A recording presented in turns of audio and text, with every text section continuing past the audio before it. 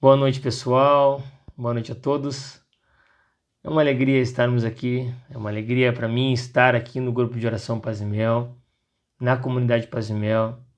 É uma obra que é muito cara à minha vida, à minha história. Sou um vocacionado da comunidade. Hoje não estou na comunidade, mas sou um vocacionado. Fiz durante mais de 10 anos parte da comunidade, fui consagrado durante muitos anos à comunidade Paz e Mel. Servi ao grupo de oração, estive junto com a coordenação do grupo um tempo. E é uma alegria muito grande poder estar assim participando da obra que eu sei que é feita do coração de Deus, feita por pessoas que buscam de fato a santidade, em especial na pessoa do Manuel e da Silvana. Eu tenho um carinho muito grande por eles, são meus pais espirituais. E é um prazer a gente poder estar aqui, é uma alegria, uma grande graça, sobretudo, estarmos nos reunindo aqui. Então eu quero convidar cada um de vocês a se colocar em oração comigo agora, para que a gente possa então iniciar a partilha pela qual nós nos propomos a fazer hoje, certo? Então em nome do Pai, do Filho e do Espírito Santo. Amém. Senhor, nós nos colocamos na Tua presença, entregamos o nosso coração a Ti, a nossa vida, entregamos a nossa história, entregamos aquilo que hoje nós temos, Senhor, de mais escondido em nós. Talvez nós não consigamos nem mesmo enxergar. Mas também entregamos, Senhor, aquilo que hoje é mais elementar em nós. É mais evidente o nosso cansaço, as nossas angústias, aquilo que nós sabemos dar nomes. Pedimos que Teu Espírito Santo venha se derramar sobre a vida de cada um dos Teus filhos aqui presentes. Se derrame, Senhor, sobre a vida dos filhos, também da comunidade Paz e Mel, desta obra, mas de cada um de nós que iremos ouvir essas palavras, que iremos partilhar destas palavras que são para nós palavras que nós buscamos salvação, buscamos libertação, buscamos cura, porque são palavras que vêm do Teu coração, Senhor. Nós não temos a intenção de aqui transcrever e falar e anunciar tudo o que é possível, tudo aquilo que Tu queres nos dizer. Mas humildemente nós queremos, Senhor, anunciar a Tua verdade que nos foi revelada, ainda que da pior maneira possível, porque é só assim que nós sabemos fazer. Nós queremos anunciar, Senhor, a Tua verdade, a Tua salvação, o Teu Evangelho.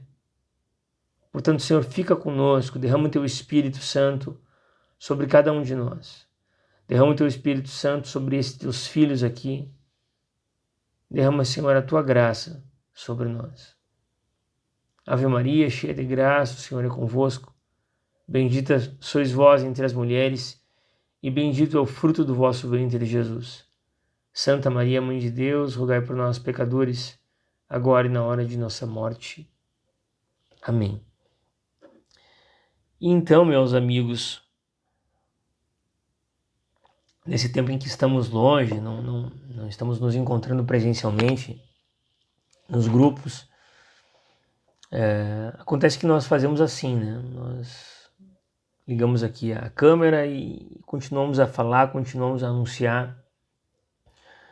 Às vezes precisa um pouco mais de concentração, mas o bom é que muitas vezes fica gravado, fica registrado e a gente pode voltar a estes temas.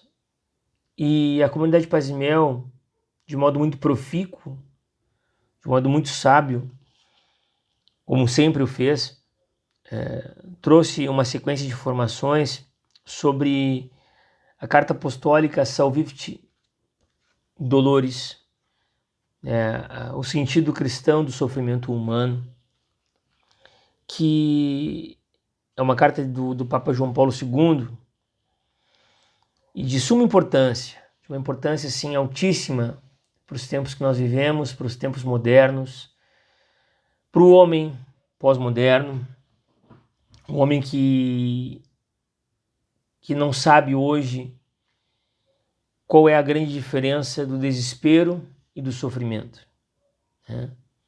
Então, portanto, é um tema de suma importância que nós tratemos aqui. Um tema que com certeza vai modificar alguma coisa em nós. Se nós dominamos bem o assunto, nós vamos retomar. Se nós nunca fizemos reflexões sobre esse assunto, nós vamos fazê-lo agora, né? E é importante demais que a gente preste bastante atenção naquilo que nós vamos falar agora. Eu quero sugerir 2 bibliografias, tá? Uma delas é a própria Carta Apostólica, então aqui vai a imagem dela, certo? O sentido do sofrimento cristão, sentido humano, né? O sentido cristão do sofrimento humano, o sentido cristão do sofrimento humano. E a outra bibliografia é Em Busca de Sentido, do psiquiatra Viktor Frankl, certo? Então, são estas 2 obras que são muito importantes. Viktor Frankl foi um psiquiatra judeu, esteve na Segunda Guerra Mundial, teve em campos de concentração, e ele desenvolveu parte ali, né, do campo de concentração, a logoterapia, que é uma das suas linhas de trabalho, uma linha importante, que tem crescido cada vez mais, uma linha da psicologia, que trata o sentido do sofrimento, que trata a vida e seu sentido, né? A necessária condição de sofrimento nessa vida, ela não acontece por nada, mas ela tem um sentido. E é isso que Viktor Frankl traz Em Busca de Sentido. Então, essas 2 bibliografias já são bastante boas para que nós adentremos neste tema, para que nós mergulhemos no sentido do sofrimento cristão, no sentido do sofrimento. Quando nós lembramos do sofrimento na Bíblia, muitas vezes nós acabamos lembrando da história de Jó. Quem não conhece a história de Jó, então vai lá no Antigo Testamento, lá no início dos livros do Antigo Testamento, e procura o livro de Jó, certo? Jó, como é sabido de muitos, era um homem justo, um homem temente a Deus, um homem que, portanto, era próspero, porque tinha os 2 pés dentro da realidade, né? Sabia que tudo que recebia vinha da graça de Deus, portanto, não se preocupava em não entregar a Deus, em não entregar aquilo que era devido ao Senhor, de tudo aquilo que ele recebia. Ele tinha uma vida abundante, ele tinha bens, ele tinha filhos que lhe davam muita alegria. É uma família grandiosa, amigos, ia bem nos negócios. Era um homem, assim, muito feliz, muito feliz. Mas Jó, em determinado momento, é escolhido por graça, né, por permissão de Deus, para que o diabo, para que Satanás possa tocá-lo sob uma condição, né, sob um aspecto de um trato feito entre Satanás, se assim pudesse acontecer, né, e o próprio Deus, né? Não há trato entre Satanás e Deus, mas sempre há uma tentativa de Satanás tratar com Deus. E ele tenta dizer o seguinte: ele diz para Deus que Jó é fiel, justo, temente, um homem santo, porque tem todas estas riquezas, a sua vida é abundante, a sua vida é cheia de alegrias, ele tem uma família próspera, ele tem uma vida alegre, ele tem bons negócios. E Satanás diz o seguinte para Deus: se deixar eu tocar no seu filho, se eu lhe trouxer o sofrimento, a doença, se eu lhe trouxer a penúria, esse homem amaldiçoará a ti. Esse homem não mais renderá glória a Deus, porque ele só o faz porque ele tem todas essas coisas. Esta é mais ou menos a ideia central do livro de Jó. E Jó então passa por muitos sofrimentos. Ele começa a perder os filhos, começa a perder os animais, né, das suas posses, as coisas começam a dar errado, ele começa a adoecer.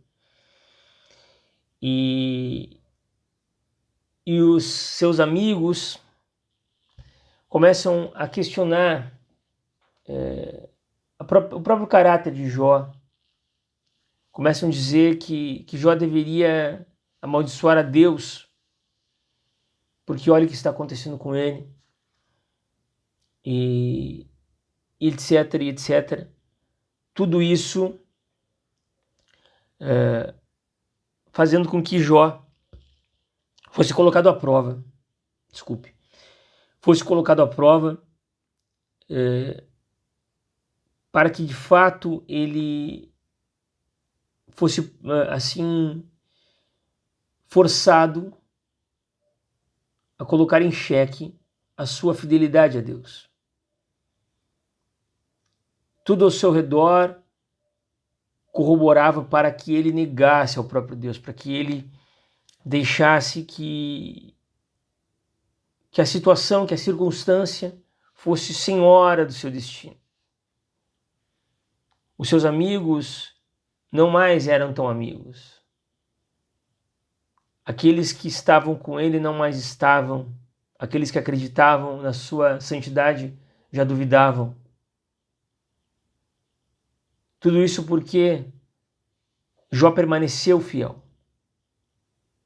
Jó diz que ele veio do pó e, se preciso, ele voltará a ser pó.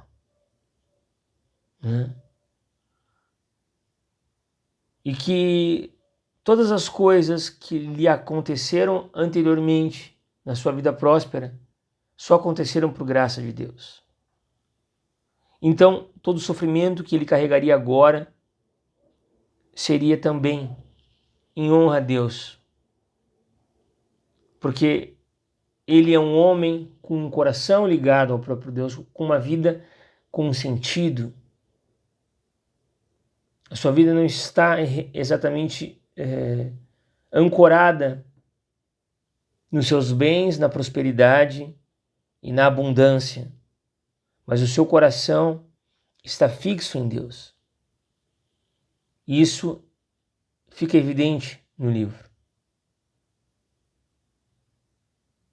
Fica muito evidente.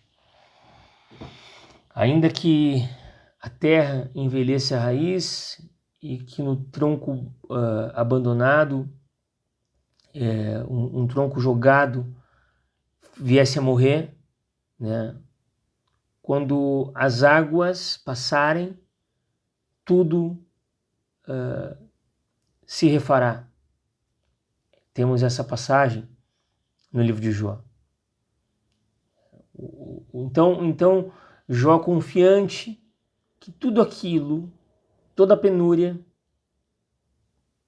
ela poderia acabar num instante em que Deus quisesse, num instante que o Espírito Santo assim quisesse.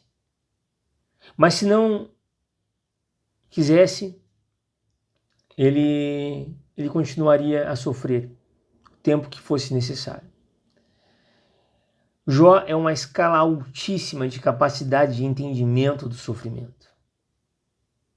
Nós temos um exemplo muito mais próximo de todos nós, também próximo temporalmente, que é o próprio Cristo, que morrem por nós na cruz. As ações dos profetas do Antigo Testamento são prefigurações do trabalho de Cristo, do trabalho salvífico de Cristo. Então o Jó, ele tem essa prefiguração da paixão do Cristo, do aceitar a vontade de Deus, ainda que o seu corpo, ainda que a sua vida fosse destruída, aniquilada pela situação corrente, pela situação presente. Vejam que toda vez que nós esquecemos disto, nós ficamos somente com a parte gozosa da nossa história, do sentido de vida, da nossa vida cristã. Toda vez em que nós abolimos a ideia do sofrimento, nós não estamos abraçando a realidade por completo. E o católico, ele abraça a realidade por inteiro. Essa é a premissa da Igreja Católica, que é universal, ou seja, que compreende, que abarca todos os aspectos da realidade. Isso é muito importante. Eu espero que eu esteja me fazendo claro, mas então nós vamos adentrar um pouco mais nessa ideia do sentido do sofrimento. Eu, para um trabalho de apostolado pessoal que faço, tenho feito algumas análises de alguns filmes. Tem um filme chamado Além da Linha Vermelha, um filme que concorreu ao Oscar de melhor filme em 95, portanto é um filme de 94, do diretor Terrence Malick. E tem uma cena do filme, aliás, o filme tem centenas de cenas espetaculares, profundíssimas, tem que se ver várias vezes. Então, portanto, já anota aí, assista Além da Linha Vermelha, com um olhar filosófico. Ele é um filme de guerra, a princípio, mas quando nós damos o play, não é nada de um filme de guerra. Ele é um filme da alma, da cabeça dos soldados que estão ali presentes, tentando entender aquela realidade de sofrimento, aquela realidade em que o mal está presente, né? De onde vem o mal, de onde vem aquele drama, de onde vem aquele sofrimento, né? É um filme, sim, de uma profundidade altíssima, filosófica altíssima. Mas tem uma cena em que um soldado, ele, de maneira equivocada, sem querer, ele acaba tirando o pino de trava de uma granada. A granada estava na sua mão e ele tirou o pino de maneira, assim, equivocada. E ele tem alguns segundos para pensar o que vai fazer, porque ele está junto de outros soldados. Se aquela granada explode, aqueles explosivos, no mínimo, matariam alguns deles ali, não somente aquele que por acidente tirou o pino. Então ele pega a bomba e ele se atira contra ela, contra o chão. A bomba explode e explode somente nas costas dele. Ele fica ali agonizando por alguns instantes. Aí nós vemos aquela cena clássica dos filmes de guerra, onde os soldados que estão ali dizendo, né, aquelas palavras: tudo vai ficar bem, fica comigo, vai dar tudo certo, tu vai sair dessa. E ele já sabia que não. Ele sabia que ele iria morrer naquele instante. E tem um soldado, que é um dos personagens principais do filme, que é aquele que tem um olhar muito atento à realidade. É muito interessante que ele está na guerra, está nos confrontos, o faz tudo com muita propriedade de um soldado. Ele não deixa de cumprir as ordens, não deixa de se colocar em batalha, não deixa de estar atento ao combate, mas ele enxerga, ele olha com um olhar talvez mais distante, mais ampliado aquela realidade. E ele contempla todos aqueles momentos. E ele está nessa cena.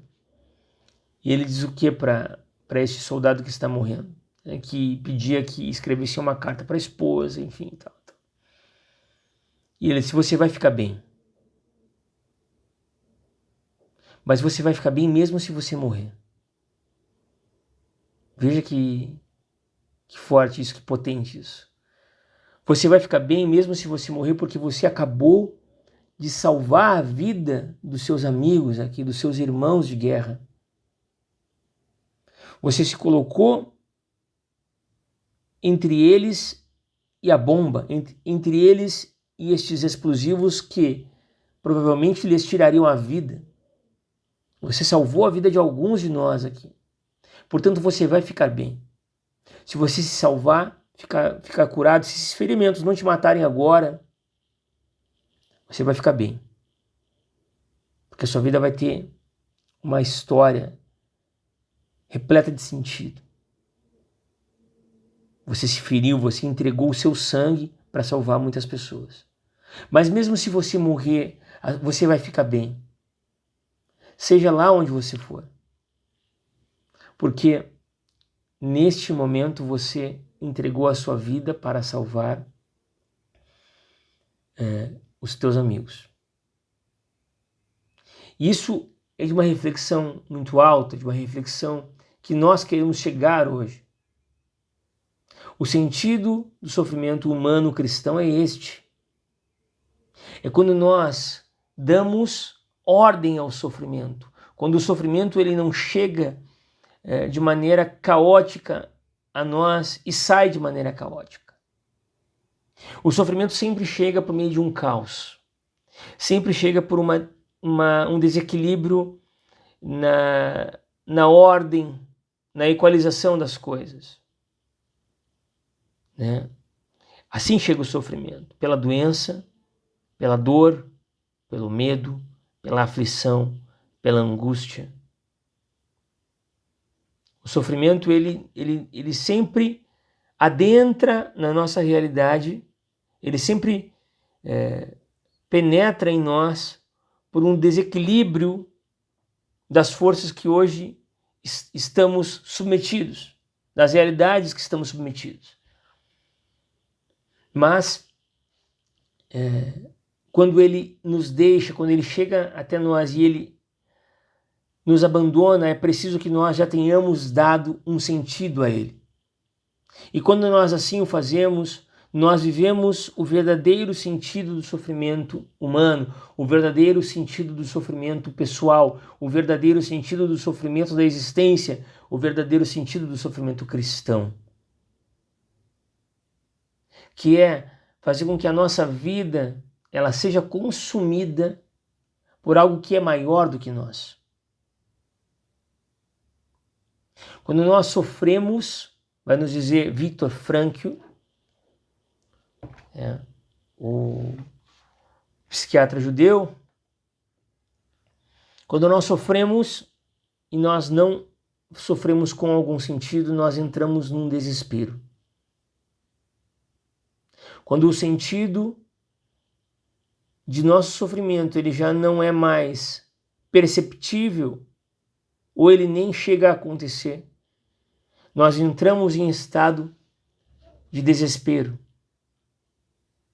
Nós não sabemos por que as coisas começaram, nem como as coisas evoluíram e nem como elas terminarão. Mas quando nós ordenamos a situação do sofrimento, nós sofremos, aquilo dói, aquilo machuca demais, aquilo muitas vezes nos derruba emocionalmente, nós entramos muitas vezes até em depressão. Mas quando nós sabemos que aquilo vai bater, mas vai bater forte, porém, aquilo vai sair de nós mais cedo ou mais tarde, de maneira ordenada, aquilo vai ser catalisador, aquilo vai ser propulsor, aquilo vai ser material de subsídio para que nós coloquemos mais a nossa vida dentro da realidade, aquilo passa a ter sentido. E esse sentido é o que nós buscamos. Viktor Frankl conta que muitas pessoas na Segunda Guerra Mundial, nos campos de concentração, passando fome, com a morte ao lado. E quando eu digo com a morte ao lado, é exatamente isso mesmo. Os teus companheiros que hoje acordaram contigo, hoje não mais dormirão ao teu lado porque eles foram mortos. Talvez amanhã seja você. Talvez amanhã um guarda da SS olhe para ti e diga que o dia dele não foi bom e ele resolva atormentar-te até a morte. Mas muitas dessas pessoas, muitos destes homens e mulheres que ali estavam, tinham um sorriso no rosto, comemoravam seus aniversários, faziam encenações teatrais quando era possível nos seus momentos de lazer. Sim, existiam momentos de lazer, por incrível que pareça. Casamentos aconteceram dentro do campo de concentração. Homens e mulheres foram forjados santos ali dentro. Nós temos Santa Teresa Benedita da Cruz de Stein, que morre num campo de concentração. Mas Viktor Frankl conta que existia uma beleza que pairava por detrás daquele sofrimento, que é a beleza do sentido da existência humana, que nada, nem o medo, nem a dor podem remover. Então, toda vez que nós olhamos para esta realidade, em que Viktor Frankl conta que num campo de concentração, que a priori era para que todos estivessem desesperados,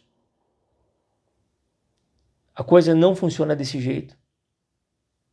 Porque muitos ali pensavam realmente em desistir.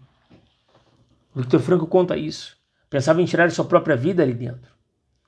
Mas às vezes quando sentavam e o próprio Frankl dava uma palavra para um ou outro e dizia: tu tens uma obra a terminar lá fora, tu és um cientista, precisa terminar a tua obra. Tu tens alguém que te espera lá fora. Permanece hoje. E essas pessoas acabavam encontrando ali uma razão, acabavam encontrando um sentido, acabavam permanecendo e suportando coisas que jamais imaginavam que poderiam suportar. O próprio escritor, né, o próprio Viktor Frankl, conta que quando estudava medicina, entendeu que o corpo era capaz de aguentar algumas situações de extrema privação, como fome, como sono, como falta de água, até determinado momento, até determinado limite. E todos esses conceitos caíram por terra quando ele esteve nos campos de concentração. Um deles, por exemplo, Auschwitz. Ele esteve pouco tempo em Auschwitz, não foi o tempo todo. Às vezes, quando a gente lê de primeiro o livro, a gente imagina que tudo passou em Auschwitz, mas não. Ele esteve em outros campos de concentração também. Portanto, meus queridos, quando nós imaginamos que a nossa vida vai muito mal, quando nós achamos que as dificuldades chegam até nós e nós não estamos com o coração pronto, com o coração forjado, com o coração trabalhado para dar sentido a este sofrimento, nós realmente vamos entrar em desespero. Na verdade, nós não damos sentido. Este também é um termo errado. A existência tem sentido. Aquilo que nos acontece já tem algum sentido. Existir já tem sentido. Quando nós nascemos, nós já caminhamos para o sofrimento, pois as nossas células começam a morrer e nós apenas deduzimos dia a dia um dia que falta para a nossa morte. Caminhamos para o sofrimento. Portanto, quando nós nascemos, nós já estamos programados para morrer. Portanto, a nossa existência ela já tem um sentido. Nós apenas vamos desvelando, vamos conhecendo. Tem uma frase da comunidade Shalom, posta em música, música cantada pela Sueli Façanha, que diz: em cada passo descobrir o que o tempo esconde, que é eterno. Em cada passo descobrir aquilo que o tempo esconde. Em cada passo descobrir o que é eterno. Quando nós vamos vivendo, o tempo vai passando e muitas vezes vai se revelando a nós as coisas que são reais, as coisas que são eternas, coisas que só o tempo vai nos mostrar. É o sentido sendo revelado a nós. Portanto, meus queridos, vamos rezar, pedindo que o Espírito Santo se derrame sobre nós para que nós possamos enxergar deste modo. Para que nós possamos ser firmes como Jó. Para que nós possamos permanecer com um olhar atento, como o próprio Viktor Frankl, para a realidade ao nosso redor, fazendo com que esse sentido seja revelado a nós. Se hoje nós não entendemos por que sofremos, permaneçamos, peçamos ao Espírito Santo, peçamos a Deus que nos explique, que nos mostre, se não agora, na eternidade, mas nos faça ficar, nos faça fazer com que a nossa vida ela seja um combustível a ser consumido, a ser queimado em face de algo que é verdadeiro, de algo que é real, de algo que tenha sentido. As Santas Escrituras vão nos falar de uma passagem que diz, se referindo ao Cristo, e também da boca do próprio Cristo. É uma passagem que nós vemos no Antigo e no Novo Testamento, que diz, quando o Filho do Homem for elevado, ele atrairá tudo e a todos a ele. Muitas vezes é somente na cruz, é somente no sofrimento, é somente no derradeiro momento da dor em que as coisas são reveladas a nós, em que tudo se atrai, em que a nossa vida ela chega ao desfecho pleno e real. Espírito Santo de Deus, se derrama sobre nós agora, sobre os teus filhos aqui presentes, sobre o Paz e Mel, sobre o grupo de oração, sobre todos aqueles que agora nos ouvem ou que nos assistem, para que nós consigamos perceber a tua força, Senhor, a tua presença, mas que, sobretudo, nós consigamos hoje entender qual é o sentido das coisas que nos acontecem, sobretudo daquelas que nos fazem sofrer, Senhor. Por que nós sofremos? Porque, Senhor, a dor tem chegado até nós. Mesmo que nós não tenhamos uma resposta, nos faça permanecer, Senhor, para que nós colhamos os frutos desse sofrimento. O sofrimento, ele é uma grande graça quando nós conseguimos observar com atenção. Ele necessariamente faz parte da vida humana e ele tem uma beleza escondida. E esta beleza é a beleza da existência. É a beleza da unicidade de cada vida. É a beleza que foi comprada pelo sangue precioso do nosso Senhor Jesus Cristo,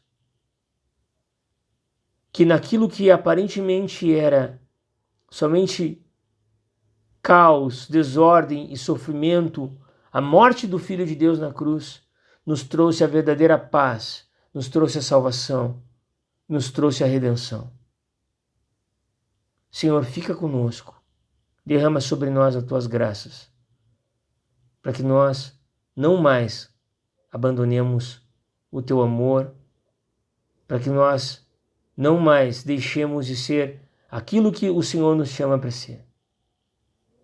Ave Maria, cheia de graça, o Senhor é convosco. Bendita sois vós entre as mulheres e bendito é o fruto do vosso ventre, Jesus.